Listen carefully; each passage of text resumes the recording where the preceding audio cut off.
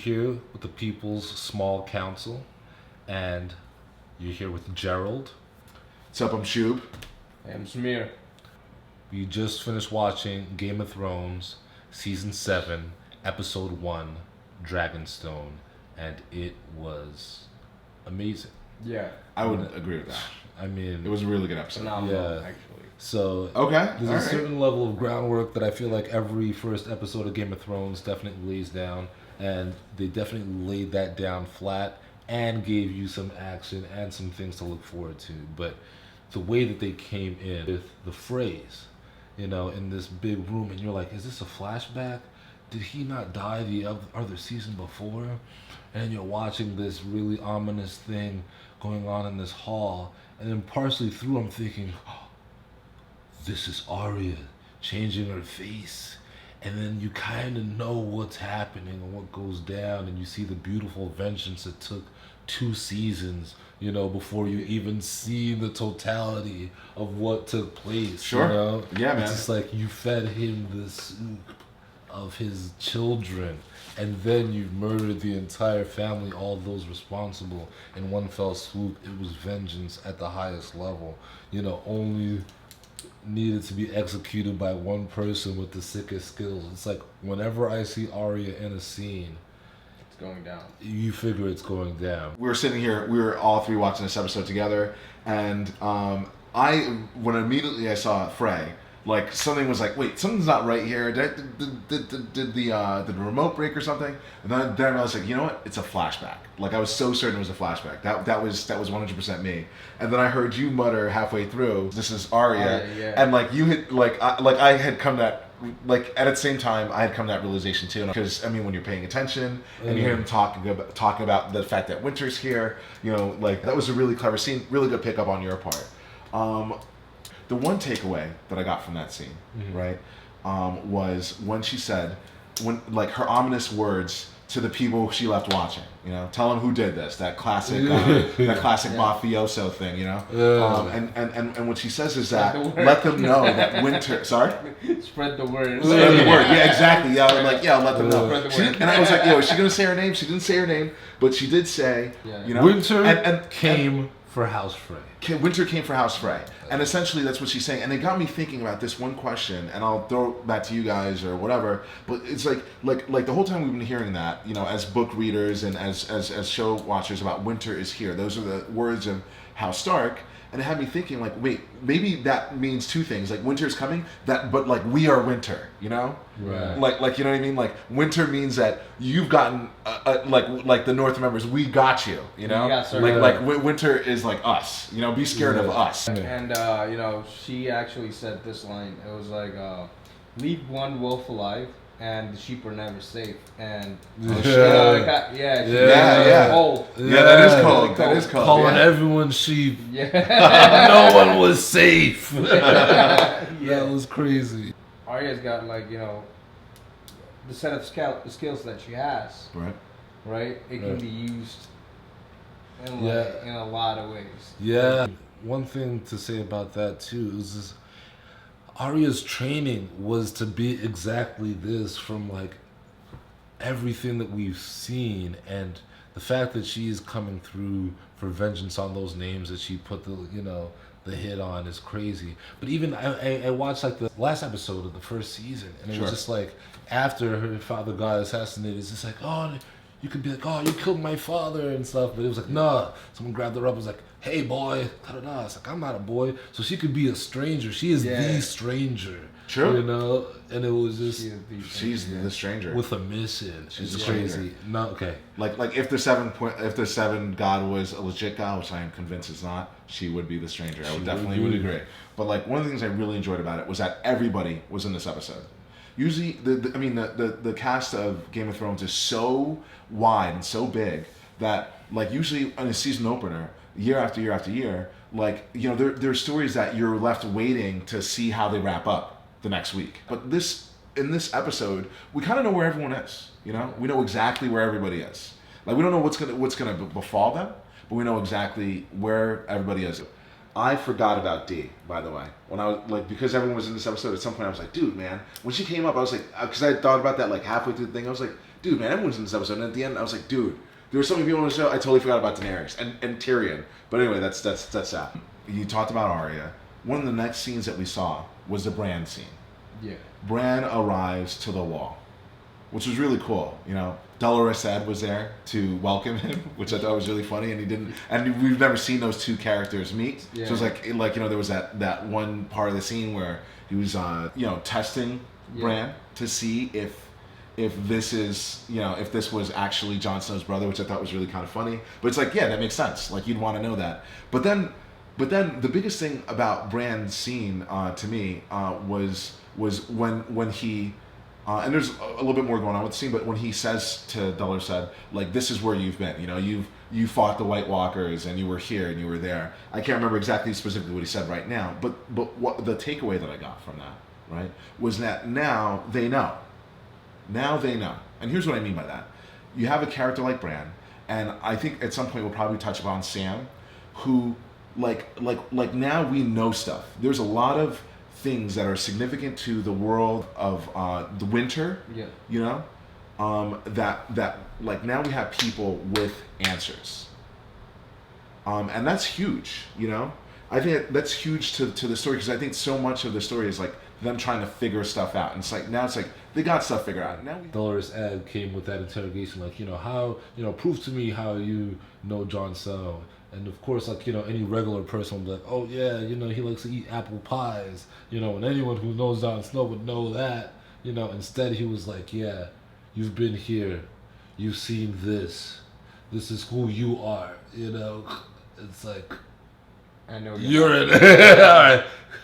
Come in. It's like he's so omniscient, omnipotent, omnipresent and stuff that, like, he knows what's going on over there beyond the wall. He knows what you had for breakfast, 3 years ago, and he's on the side of the living, and he understands that the whites are coming for him too. When I saw him coming through and stuff, I was thinking, like, is that like the beginning of the wall coming down? Like, did he not touch the White Walker like before, and did something happen where it's like? Wall? Did we see him go underneath? Yeah, we did. Okay. Yeah, we seen them let him through the gates. Yeah. Gotcha. So is that like the key that allows the White Walkers to now exist, beyond the boundaries of the wall? Who knows? I don't know. Glad that you guys brought up the White Walkers, because one thing that was really prominent, like, everybody's talking about Dragonglass right now, or at least Dragonstone, because Cersei she knows that Dany's going to come to Dragonstone, and Sam, he also finds that little map where they have Dragonstone on it, and they say Dragonglass is, it's found in Dragonstone. Jon, he wanted to mine for Dragonstone, right? So does that mean that Jon and Dany will meet up in mutual interest while, Cersei's like trying to start a war over there with the Greyjoys? So the Dragonglass, I felt, was huge. It was, mentioned about mining it with, Jon and the rest of them, right? And it was cool how Sam, came through with that information by hook or crook, man. He stole keys. He did what he had to do. Yeah. He found out some information, and then boom, he sent it off to his boy Jon and stuff. And that's the reason why they send him out there anyway. He knows his hustle. He knows he won't be stopped or whatever. Is the dude a maester? I believe so. Yeah. He probably read enough books where he knows enough things. Like, he is probably already that status. This episode, it just kept hammering you on the head with that, Yeah. Well, I guess you and I we all know that the Dragonglass is there at Dragonstone. Yeah. Like, I think I noticed you saying that you think that the mounds that she was walking by were Dragonglass. The throne itself was Dragonglass. Yeah. So like I feel like this episode definitely drove that point home, and that like there is a strategy forming, which I think some of us have been probably noticing. Have been noticing, like, if you've been delving deep, and it's kind of cool that it's like finally out there in the open. And it's like right off the bat they're kicking off with that, which to me says that they have more to say other than the fact that they're like that they're fighting a way to fight this thing. And who knows, when we finally get the scene where we get the Dragon Glass used, it's probably going to be pretty incredible, whether it be this season or next. It's funny how the politics, the almost realistic version of the politics are in the show, right? Like, the Dragon Glass means something politically to one king, and it's Jon Snow. Like, and you and I see it, and we're thinking, oh yeah, this is going to be for Jon. But Dany's thinking about getting to the throne. To them, it's like, oh, we got the Dragonstone. This is a perfect launching point for our thing. They're not thinking like, oh, let's carve up this shit so we can fight the White Walkers. You know, so that's the other thing. I think it's kind of funny. It's like, yeah, we notice that because we're thinking about that as the audience and yada yada. Yeah. But it's kind of, but like when you think about what they're thinking, it's like they're not really thinking like that. You know.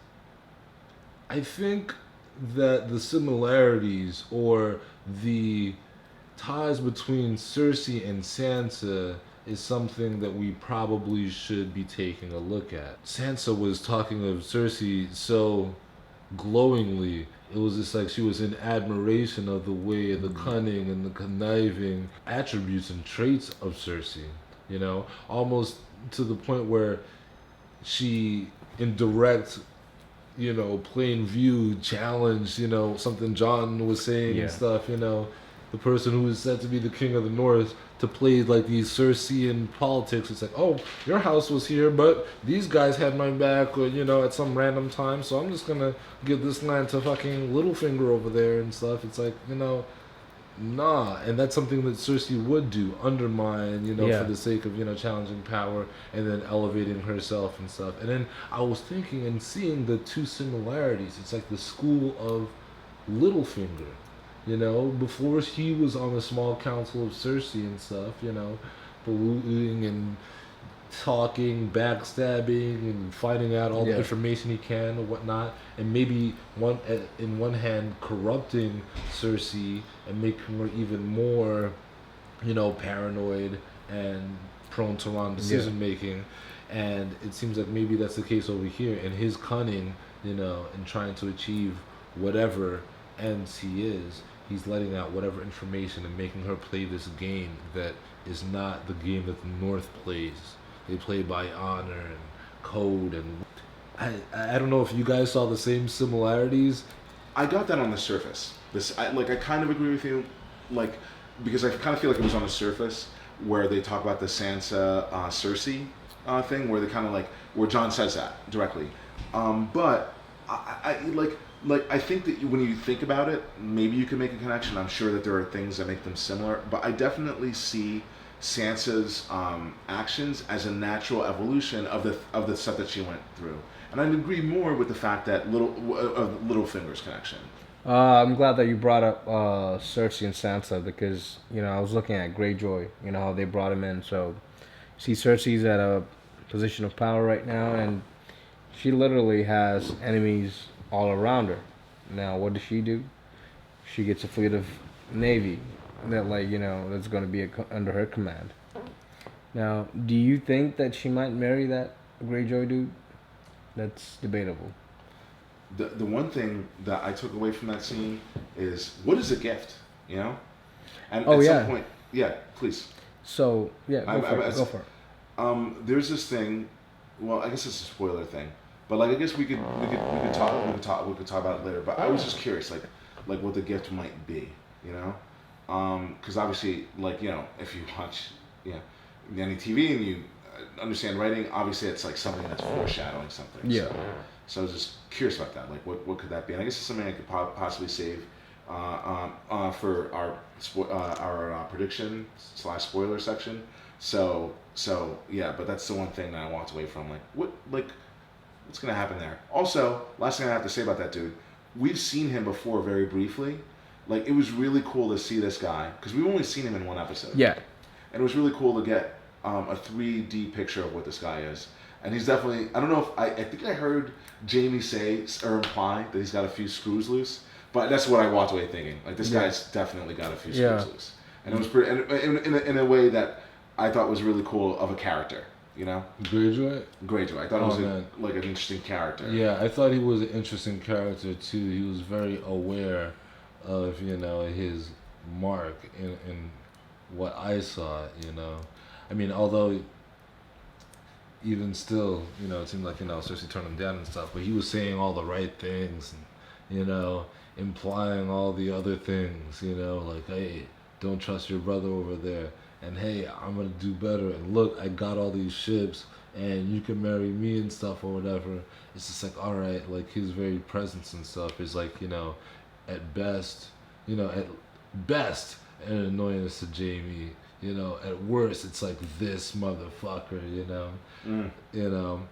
And it's just like they're on a sinking ship. Yeah, you can bring a fleet, but as they said before, it's like we have enemies over here. They're looking at a map. It's like, oh, these motherfuckers are assholes, and these people were bitches, and oh my goodness, these guys played us, and we got them back. And it's like, boom, you have an enemy in everyone in the Seven Kingdoms, and it's like, how do you think this is going to end up? By aligning yourself with yet another treacherous trading family and stuff. Right. If it's not the phrase, it's the Greyjoys, and it's like, I don't know. Let's.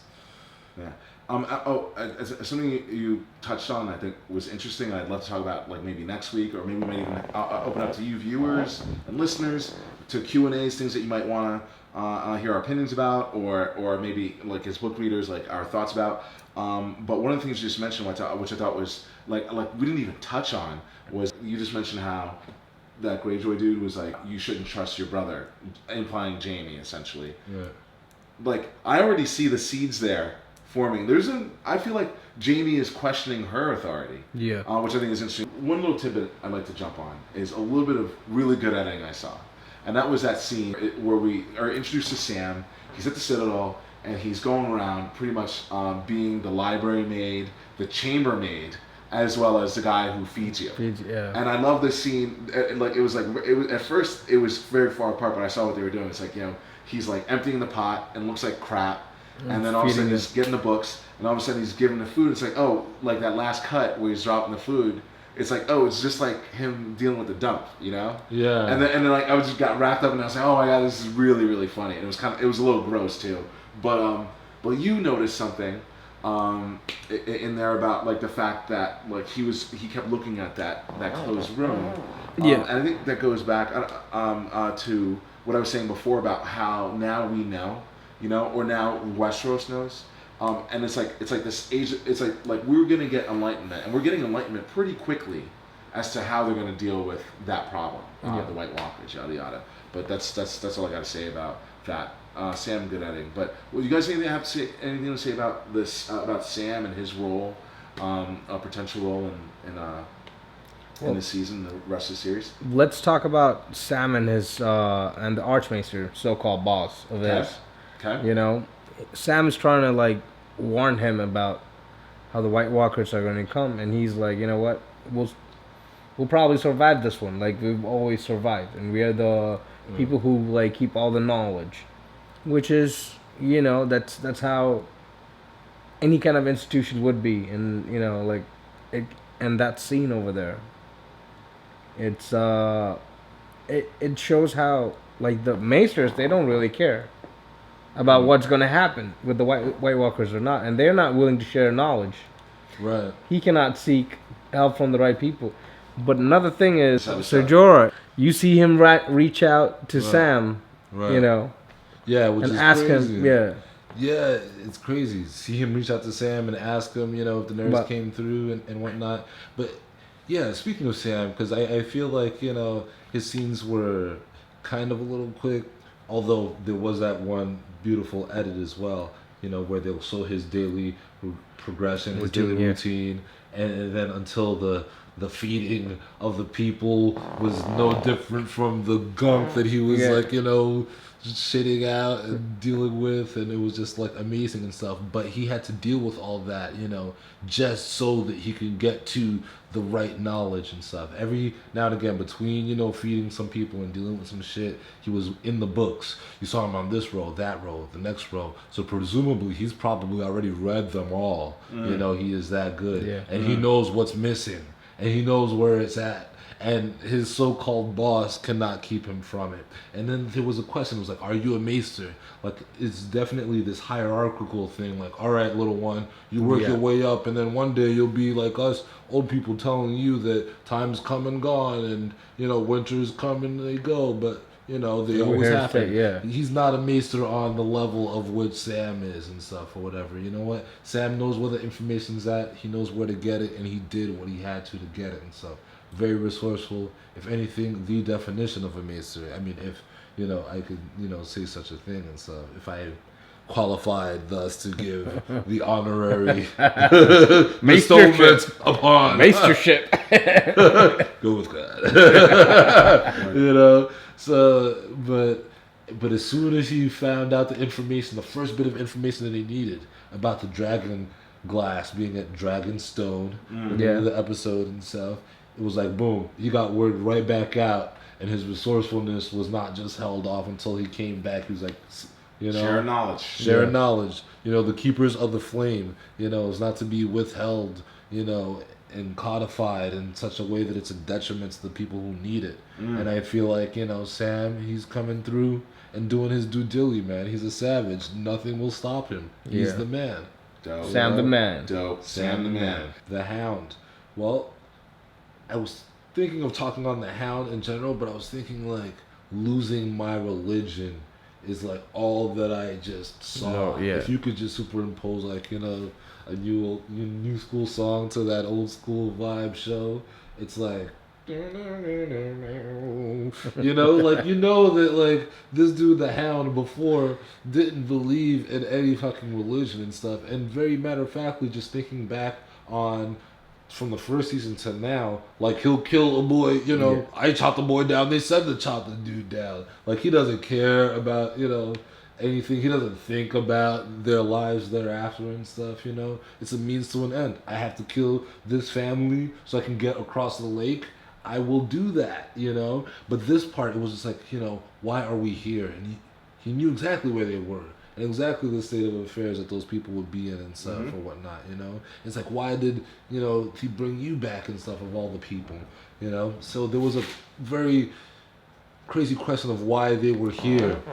And I think it was for him to like almost find his faith and stuff, He saw the flames and the story that it told.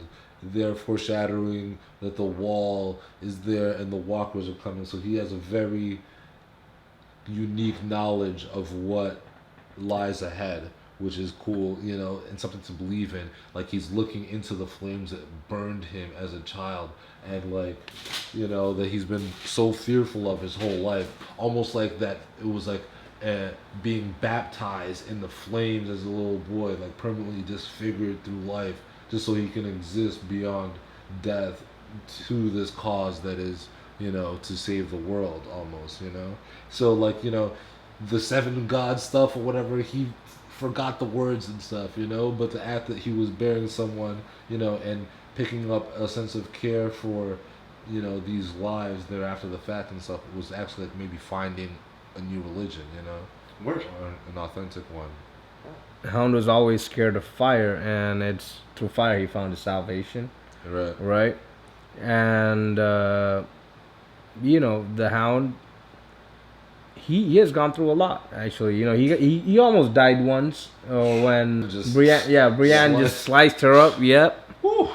By the way, I It's- recommend you guys check out this video on Watch Mojo.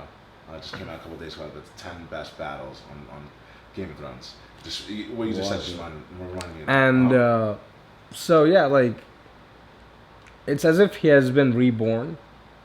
So like it's like he has gotten a second life after his death, and he has found his purpose in life. Purpose, You like know, his destiny. yeah, that's his destiny. Gotcha. Like, and Gotcha. he's trying to repent what he did in his previous life. So the Dany situation, they cut in pretty well. Like, you see Jaime and Cersei talk about Dany and Tyrion, Okay. and the next thing you know, Dany's in Dragonstone. Mm. And like I've said, what is that position for Dany in Dragonstone? What does that mean to her? Is she going to set up her base over there, or is she going to just start conquering, heading towards King's Landing. I feel like that is the true throne. Like that is Yeah. where the ruler should sit. If nothing else, every other throne, so called, is maybe a fallacy. You know, like it's so easy that you could just take down the seven-pointed star and replace it with something else. Just replace it with the lions, and you could replace it with something else, and maybe. But the Dragonstone, it's like it is. Yeah. Literally the rock that's like carved into at some points to make this stuff. The Dragonstone mind is pretty much the salvation for humans and stuff. Word. Or all of the living. Yeah.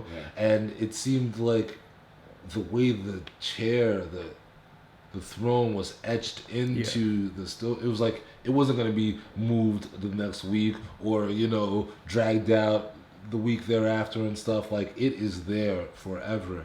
It is a pillar. The other throne is just a fallacy, and Right. it's fake.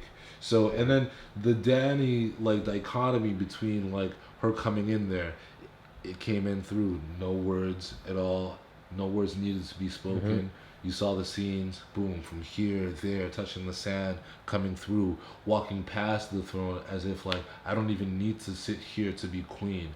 Like, Cersei, she would have to go up and assume the position so that everyone knows, or whatever the case is, you know. And maybe that was the same thing with the Tyrells too, if that ever happened to be the case and stuff. But like Danny, she came through like strong as hell, and then we walk into a room that we've seen before, right, with the map and Painted stuff or table. whatever, the painted table, and it's like I feel, I mean, man, I don't know if it's gonna be prediction spoilers otherwise and stuff or whatever. It was the dichotomy between the brother and sister to open up this state of affairs on a map, and then I believe maybe another brother and sister to open up their starting to deal with the map as well. It's like, all right, we got here. Tyrion is like, the knower of so many things, the plotter among plotters and stuff. And I think another Dragon Targaryen, but it's like now they're at the table, they got the map etched in stone and they're ready to make plans, and not everyone hates them and stuff or whatever. They have options, like they're gonna do some dirty work and stuff, and it's like, all right, let's see what happens. Having said that, I think that it's a good time for us to jump into predictions. Sure. All right, so predictions / spoilers. So spoiler alert, we're going to put the spoiler alert tag up for you. The one thing I want to talk about is Beric. The Hound asked Beric Dondarrion, he's like, What makes you so special? what makes you so special? And there was like this introspective like inference. Like I think there's like this thing where it's like, okay, why am I so special? Myself asking this question, being the Hound, right? But I also think that there might be something veiled underneath there. Why is that dude so special? Yes, the Hound is looking at himself like, why am I so special? Like that's what he was kind of really saying. If you're looking at that scene, like he was just kind of projecting on this dude. But I also think that there's this that there might be this thing, and here's where it might be. So, and we're going to jump into book spoilers here.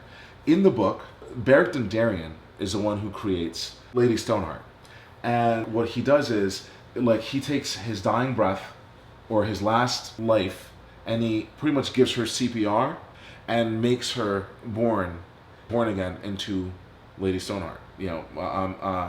What was her name before Lady Stoneheart? Catelyn Stark. So, something to me might say that he's special. Not to mention that he's got this flaming sword, so I think that they obviously think that he might be Azor Ahai. But like like that's the one thing I'm thinking, like maybe he is special on another level. He might not be Jon Snow special, but he might be special. And that's the one thing I might have to say about that. Like look out for that dude, Beric Dondarrion.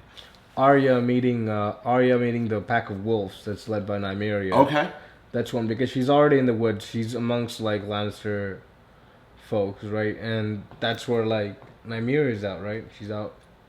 There's a theory that she's out running a pack of wolves or whatever. So yeah, I think this season we're going to find out a lot as viewers and even as the book readers and stuff, because I feel like through Bran and through Sam, I feel like the Game of Thrones preamble or the preparation for this war to come and stuff, and all the players and the lineage and the importance and the rallying around should come and stuff. And I think like I'm interested to see what kind of cool new information we might learn from Bran and Sam.